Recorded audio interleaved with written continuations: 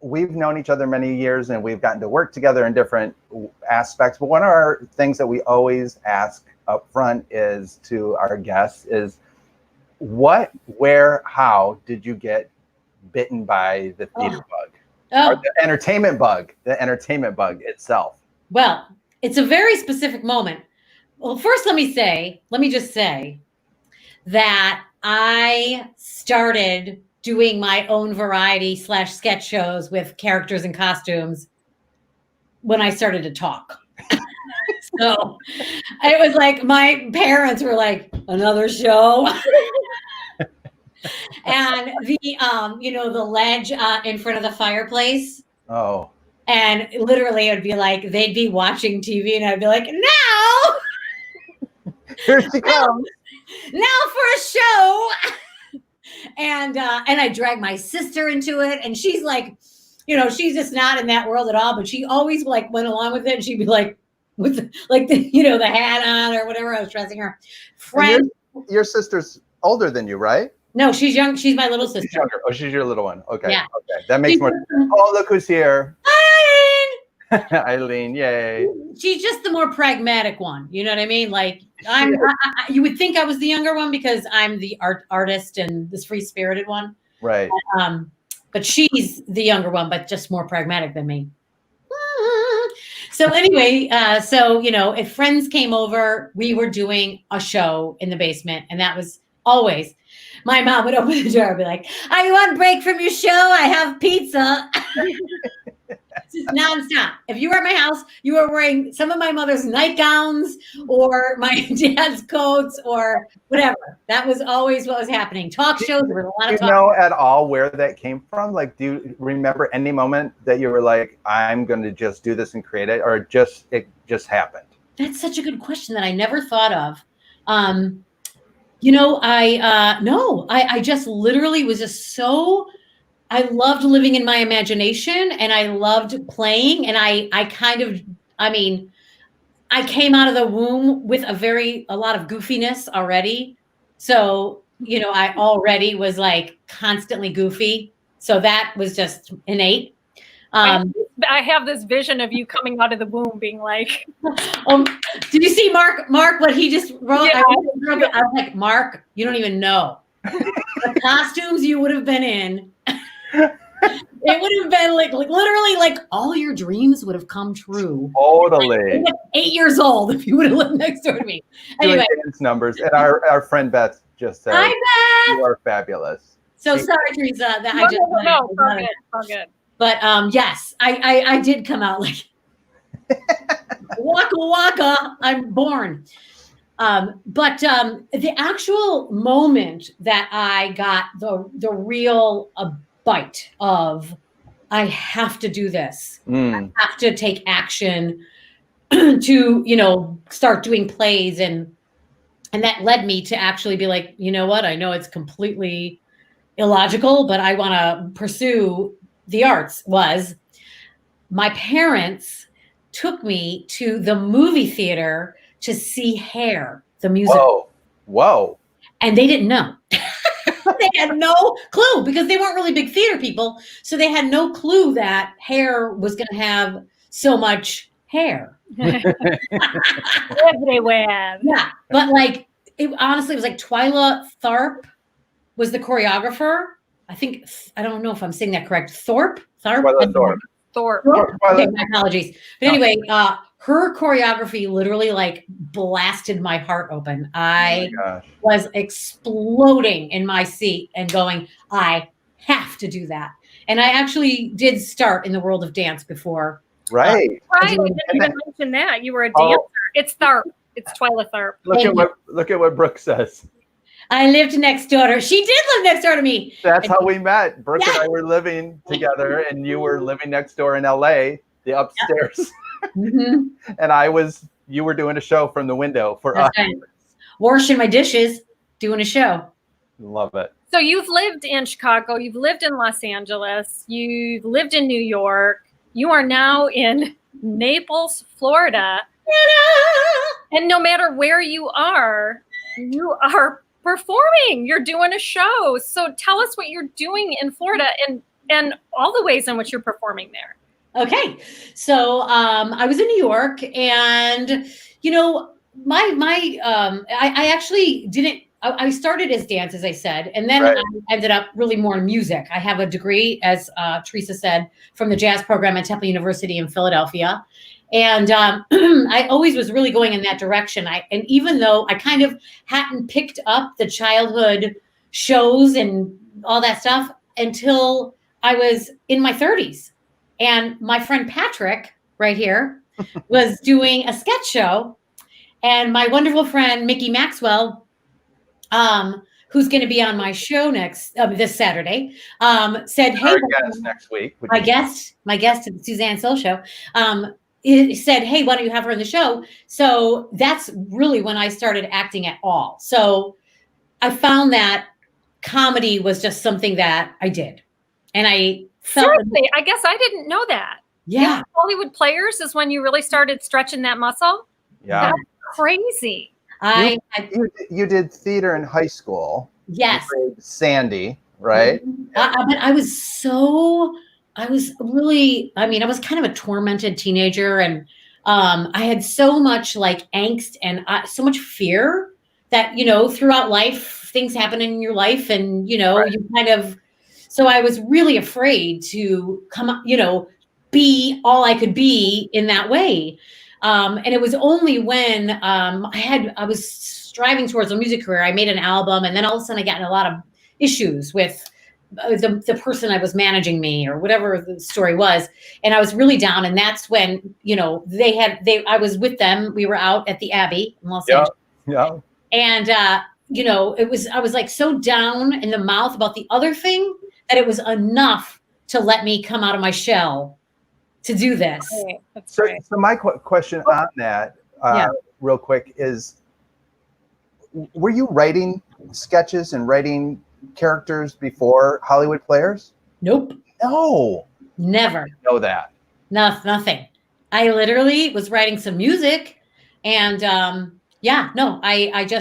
was like, it was literally when we started doing that show, it was like I picked up my 8-year-old self. And she was like, "I have a lot of ideas that I've been storing up that I'd like to write down." Nice.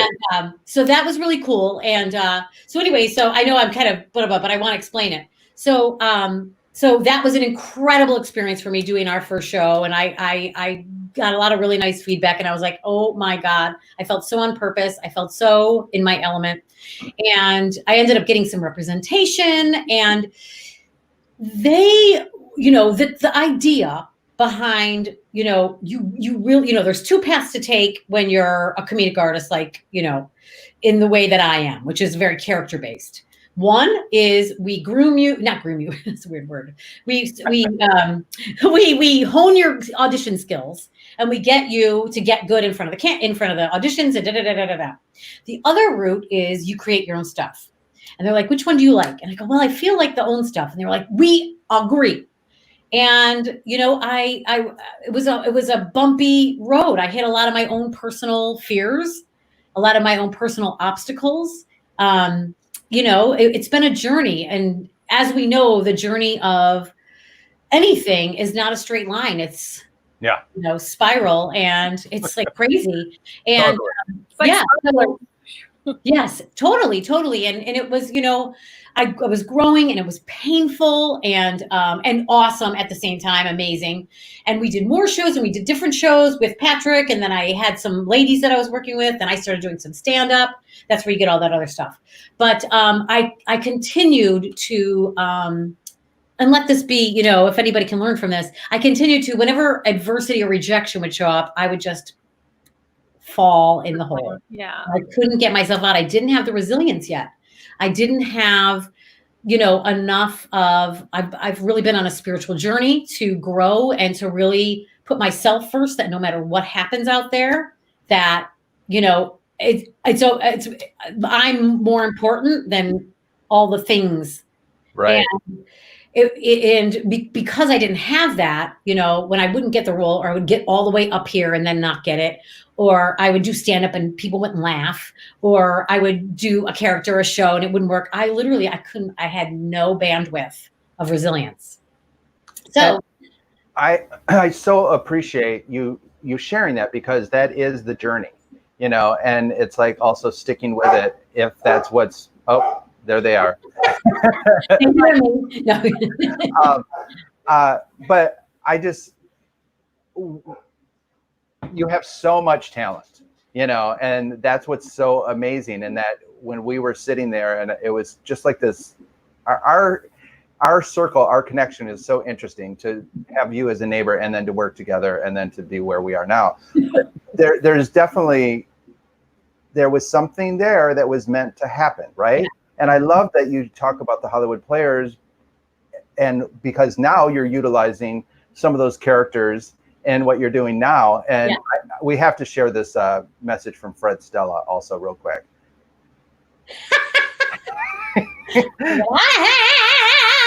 Just killing me. So that's your, do you want to tell what that is, Teresa? That's her signature. That's her. I mean, she did it impromptu for us in our backstage drama that we were doing. She did an impromptu audition, and that was her song. And my husband screams every time he hears it. So that was pretty funny. That's good. But I still want to hear. Yeah. So until you get to Yeah. So then that was a journey, and and stand up and all this stuff. And I was, you know, staying in LA, and you know, it's not easy to be there. And I hit a wall that I knew I needed to go back to Chicago and get the little girl, you know, that I left back there. At 18, I left, you know, I left to go to college, and I never moved back. So it had been like over 20 years that I wasn't living in Chicago. So I just thought that was, you know, again, it was that idea of, I'm going to go there. I'm going to work on my own thing. Everybody knows that's my on purpose. And I get there, and I would just hit the wall of fear and hit that wall of self-doubt. And I just really didn't believe myself. And because I didn't believe in myself so much, any no was like, you see? Mm-hmm. And it's so interesting to me, because I think of you as working, you know, you did Dirty Rotten Scoundrels, you did Annie Get Your Gun. Yeah, I know. I mean, that's the thing. The thing is that, like, despite, you know, all of that journey, because that journey really is around me doing my show that I'm doing today. Right. That's what that journey is about. But I could never let go. If the agent called and I hadn't heard from her in 3 months and she had an audition, I was like, where's she been? I'm here, you know? So that would happen. So anyway, so I did work in theater in Chicago. I ended up getting some national tours as well, and did some touring. And so that was a really great experience of building those muscles, and also really getting used to just, you're alive on stage, and even though it's comedy, you're trying to be as honest as you can, and one joke might kill. One line, I don't mean right. One line might kill in one theater, and the next theater they're like, totally. So, you know, that's like, I just think this is such a spiritual journey if you let it be. Everything is, of course, obviously, but I don't know. I just kept going, even though so after doing all of those different things in Chicago, and did, like you said, the Chicago PD, and so I work on my own stuff a little bit here and there. I would start sounding right. You did your solo show there, didn't you? Thank you. That's what I did. Yeah, at Davenport. I did my first one-woman show. Oh, look at what Mark Anthony Lord says. 50 Shades of Grey. Yeah, no, I was spanked the 50 Shades parody. And then you killed it. And then we have Mary from Dublin. Is that right? Mary. Oh, hi, Mary. This is my new friend, Mary from Dublin. It. She is, you know, she watches my videos and everything. And she's adorable. And thank you so much, Mary. And I just want to tell you, Mary, I have been to Dublin, and I loved Dublin, and I loved Ireland.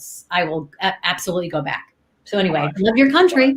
And so I was doing those shows. I did that. You went to New York. So I did my own, first let me say, so I did my own show. That was a big thing. I was actually roommates with Mark at the time, your hubby. And I just was like, I got to do this, hunker down, wrote it. What does it mean? I'm always like, what does it mean? What's this show about? And I'm like, just who cares? Just freaking write something. And it was such an amazing, every time I take those leaps, it's literally like my heart opens more to the world. So that's kind of the model I'm using now. So that was incredible. And I was going to continue working on that one woman show, The View from the Dubstep, while I reimagine Broadway show tunes with strange characters I've made up. And but then I got the 50 Shades parody, Spank the 50 Shades parody that was written by the Toronto Second City people. That was so funny. And it was just 3 of us on stage. And that was it. And I would be sitting on stage by myself for like the first 10 minutes. So there was a lot of anxiety, the first part of that tour. So that was an amazing learning experience. Anyway, get back to Chicago and, getting real established in there. And then our friend Danny Salas contacted me about getting involved in his political satire, the first annual Trump Family Special. And and I was just so honored, and he's so brilliantly funny. So it was so fun to say his words, and the people that he gathered. I mean, oh my God, I loved every single one of them. It was so great to have you around, Teresa, as well. I mean, I love working with you guys. You're such a loving presence. And so we did that, and we did it in LA, and we workshopped it, and we did it in New York, and then we ended up taking it to New York, and we did it for a while. That was an amazing experience. And then I just got that feeling again, over and over. It won't leave me alone. You know what? If you're going to be in the audition machine, you can't focus on your thing. And that is what you're supposed to be doing. Mm-hmm. And I was like, well, I'm 1,000 years old now. Oh. No, I'm kidding. But I'm just saying, if I'm going to roll those dice, I better roll them. Yeah. So that was, one of the main reasons I decided to come here when Patrick's husband, Reverend Mark Anthony Lord, he was here in Naples, Florida, working as the minister at the Unity Naples Church. And, I said, hey, they needed a musical director and I needed a job. And I was ready to do that, to take my Walden Pond, my Sojourn, my little cabin and started writing all my crazy characters. And I knew this was a good opportunity for that. And so it was great. So I came. I'm still working for the church, doing a lot of their copywriting, marketing, graphics and stuff. I really enjoy it. It's very creative. So I'm so thankful. And so this, I started doing a little theater here too. And the next thing I know, because you were doing you were in the middle of Bye Birdie. Yeah, I did Bye Bye Birdie with People's Players, which is a wonderful theater. When everything got shut down, you were in the middle of doing in the middle of the show. Sure, shut down. Yeah. And I had this room, and my guest room here, and I got all my stuff from storage in Chicago. So all of a sudden, I had all my costumes again, and I thought, you know what? There's no time like the present. I have nothing else I need to be doing with my life. Oh, and I forgot to say one more thing. Another huge, huge part of my growth was my sobriety. Wow. That was a huge, huge thing. I'm 1.5 years sober. Yay, congratulations. Thank you. And it has changed my life. It's a life changer. And not that I was drinking every day, but it affected my life. I'm a sensitive, highly sensitive person. And I now believe that highly sensitive people and alcohol are a losing combination. I think we're meant to be alive and awake. So nice. Anyway, so that was another big piece. So I was oh my God, I totally lied. This is what happened. The Naples Players, which is a community theater here, their show got shut down and they started doing live shows. Yeah, I was going to say, I remember watching that fundraiser. They got a donation to Naples. Yeah. See, we got a nice message from Jan. Hi, Jan. Oh, thank you so much, Jan. And Mary Phillips offered congrats too. Thank you, Mary. Thank you. I appreciate that. It with her cup of Joe as her cute profile pic. And so what was I saying? Oh, so anyway, so they asked me, will you do like a concert from your house? And we were doing these for fundraisers. I was like, oh my God, I would be honored. So I was like, can I make it like a cabaret show and do comedy too? And they were like, yeah. And it was so elating. I was so nervous. But I like had all these jokes and I was like singing these songs. And then somehow, whenever I just sing, it always goes to comedy. So I'm like, you know what, just do it. So that was the inspiration where I was like, you know what, that was so fun. That opened the seal for me to say, you've always been thinking about this, you know, doing a YouTube thing, using the internet to create your work in whatever way that ends up being received. Yeah. But I did my own first episode of the Suzanne Sole Show. And it was like literally like, oh my God, like I feel so much more at peace with myself now because I did that. What's the name of the show? The Suzanne Sole Show. Waka waka. And Patrick was on it, and Teresa was on it. I know, and I love that you're doing it. I love that you named it the Suzanne Sole Show, and I love that you're putting it out there because, you know, truthfully, that's what we did with Hollywood Players, what Teresa and I have done with Fubble. Yeah. You know, it's like, okay, we're going to create something. That means we're going to do it, right, in some form. We can't wait for the investors to come. Sometimes they come, sometimes they don't. The money's there, sometimes it's not. You've just got to, if you're a creative being, you just have to create. You have to, or it is like, it's honestly painful if you don't. Yeah. You know, it's interesting because I facilitate the Artist Way, and one of the things that was part of this week was it talks about if you're not creating, you get crabby, you get depressed, you get, you know, even though sometimes it's scary as heck, that if you're not doing it, then you're angst, right? So I like these little outlets that I get to do. Teresa's been directing and performing and with her one-woman show. So I think we all feel that, right? Oh my gosh, she inspired me with everybody's just going crazy on the Facebook. Hi, Patsy. Isn't it fun? Hi. So we have like about 5 more minutes. I just want to say that I want to put in here where people can find. Oh yes, please watch my show and all that. Yeah. So he'll plug it in there. He'll plug it in and then this Saturday you're going to be on with Mickey Maxwell. We're excited about that. Yeah. But I want to, before we close out. We're not closing out. I just wanted to get these in. Go ahead. Make sure you get it in there. Because I want to make sure we ask this question, which is, it's Patrick's question, but I'm going to ask it while he's getting your stuff up. So people can link to and like your pages and go to your Instagram and check you out and fan and learn more about you. Yeah. Do you have one big vision for yourself around your creative endeavors? Yes. So let's. Are you willing to share that? Yeah, I do. Right now, say the sentence exactly the way you just asked it again. I'm sorry. Mr. Ziegler wrote it, and I thought it was a really good one. It is a good one, and I want to get the right word. I need to answer it for myself too. Well, I was also very thoughtful on the wording of it. If you hear it, I do. Then I will read it exactly how he wrote it. Do you have one big vision for yourself around your creative endeavors? Okay, so I'm going to say there's a projected one, like out in the world, and then there's a personal one. Nice. First, the personal one is for me to believe in myself and keep going, and just keep showing up for myself. Yeah.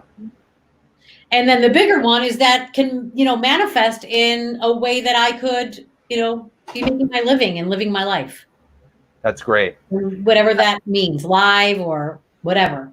Yeah, I didn't want to say your big dream or whatever, I wanted to say more your endeavor, because I really feel like, people have big dreams or whatever, but I didn't want it to sound like something that's not tangible, because we can all put something out there as something to strive for, right? Yes. And in many ways we can control much of it.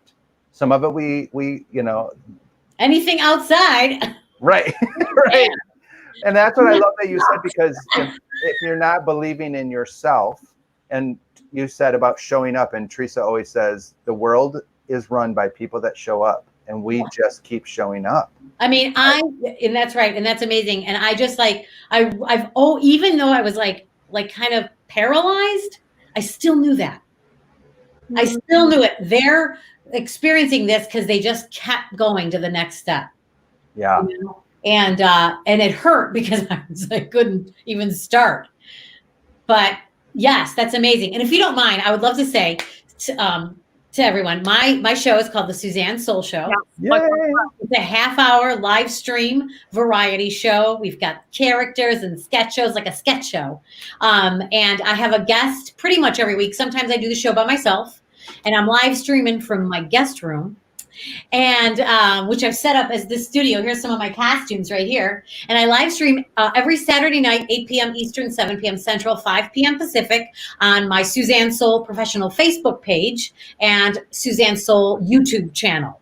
And those are all in the feed here. And they're all in the feed. Thank you so much, Fubble Entertainment. And I also want to say, if you're inclined to want to be a part of it, if you want to like my Facebook page or subscribe to my YouTube channel, I would be so grateful, because I would really love to kind of see what I can do with all of this. Well, and as artists, we create, because we want people to entertain people. We want to laugh. We want to do this. So we're asking you to show up for Suzanne, who's working to grow personally, but also to share her talents with you. That's right. And I'll tell you, I've seen a plenty of my own comedy. I'm good. I really do think that my neighbors, I talk to the television all the time, and sometimes I do characters. Shh. Oh my God, I love it. And also for the audience out there, check out Backstage Drama on YouTube, on our Fubble YouTube. So good. They did such a wonderful job. Well, I mean, it was a joy to do, but you are just brilliant in it. Seriously. Oh my God, that is so nice. You just captured that role. Thank you. We wrote it, and then you went boom. Gracias. Well, I just want to also say thank you so much for inviting me to be a part of this. And I think it's so wonderful that you guys are doing this. This is such a time right now that this is so needed, what we're all doing right now. Yeah. And just doing it from our hearts. And I think that's so important. And I just love you guys have been so inspirational to me as well, doing your stuff and doing your shows and stepping in and continuing the next one and the next one. It's like, I think it's like you have to get to that point where you feel like a fool before it actually opens the door. You gotta put it all out there. What happens? You know what I'm saying? I mean, because it's like, it's our one life. Right. And we have to go for it. And the wonderful Mark Russell says, Hi, Mark Russell. Love you. Mark Russell. What a lovely man he is. Thank you. I know. So this Saturday, the Suzanne Sole Show on Facebook and YouTube. That's so right. The links are in the page for you guys to like her Facebook, her professional page, her YouTube page, and follow her on the Instagram. Right? Brooke Baxton. Oh my gosh. Just wonderful, wonderful, wonderful woman. Thank you, Brooke. Can I sing my Get Out of Here song? Please do. Normally, but wait, I was going to say we normally that's right. Things to close the show. We say, gotta go, because we haven't told people why, but I told them the other day, actually, in my meeting for Unity. I told them that story, but we haven't told it in we haven't told it here. Anyway, we had a very interesting person say that while we were in a meeting. I love it. Patrick and I were doing a presentation on the history of television for an old folks home, and this woman sat over in the corner and kept going, "Gotta go, gotta go." Maybe not enough. She died a week later. No, I thought she died that same day. Did she die a week later? It was like within the week. She died very quickly. She meant in the larger. Yes, she was like, "Gotta go, gotta go." So we say "gotta go," but we also sing your trademark. We're making it your signature trademark. So we won't shove you to the green room. We're going to let you say goodbye for us today. Okay, thank you. Is it time? It's time. We gotta get out of here.